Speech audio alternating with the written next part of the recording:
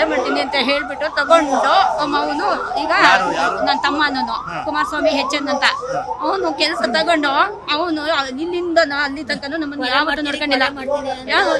25 ವರ್ಷದಿಂದ ಹೊಟ್ಟೆ ಹೊಡ್ಕೊಂಡೆ. ಆಮೇಲೆ ನಮ್ಮ ಅಪ್ಪನ ಆಸ್ತಿ ಮನೆ ಮಠ ಎಲ್ಲ ಇತ್ತು, ಅದನ್ನೆಲ್ಲ ಮಾರ್ಕೊ ಬಂದು ವಿದ್ಯಾನಗರದಲ್ಲಿ ಸೈಟ್ ತಗೊಂಡು ಅದನ್ನು ನನ್ನ ಹೆಸರಿಗೆ ಬರೀ, ಇಲ್ಲ ಅಂದ್ರೆ ನಾನು ನೀನು ಏನ್ ಮಾಡ್ತೀನಿ, ಇಲ್ಲ ನನ್ನ ಮಗಳಿಗಾರು ಬರ್ತೀನಿ, ಕೆಲಸನೂ ಕಿತ್ಕೊಂಡಿದ್ಯಾ ಅಂದ್ರು ಇಲ್ಲ ಕೊಲೆ ಮಾಡ್ತೀನಿ ಅಂತ ಅದನ್ನು ಬರ್ಕೊಟ್ಬಿಟ್ಟು ಆಮೇಲೆ ಇಲ್ಲಿ ಏನ್ ನಮ್ ಸರ್ ಇದೆ ಇದ್ರಲ್ಲೂ ಇದೇ ಡಿಪಾರ್ಟ್ಮೆಂಟ್ ಕಂದಾಯ ಇಲಾಖೆಲ್ಲೇ ಇದ್ರು.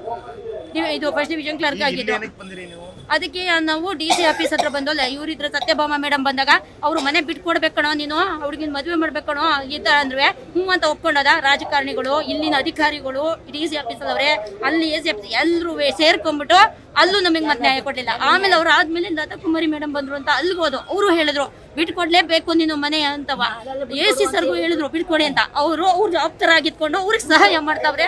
ಮಿನಿಸ್ಟರ್ ಹತ್ರ ನಾನು ಇಲ್ಲೇ ಅವ್ರಯ್ಯ AC ಮಾರುತಿ ಅಂತ HN ಕುಮಾರಸ್ವಾಮಿ ಅಂತ ಕಟ್ಟಾಯ ಇದ್ರಲ್ಲಿ ಉಪ ತಹಶೀಲ್ದಾರ್ ಆಗಿ ಈಗ ಇದ್ ಮಾಡೋನು VA ಆಗಿ ಸೇರ್ಕೊಂಡವನು. ಬರೀ SLC ಇದ್ದವನು. ಈಗ ಯಾವ್ಯಾವ್ದೋ ಡಿಗ್ರಿ ಮಾರ್ಕ್ಸ್ ಕಾರ್ಡ್ ಬರ್ತಕೊಂಡು ಇದ್ ಮಾಡ್ಕೊಂಡು ಮೋಸ ಮಾಡ್ದವ್ ನಮ್ಗೆ ಕೊಡ್ತಾ ಇದ್ದಾನೆ. ನಮಗೆ ಗೀತಾ ಅಂತ PG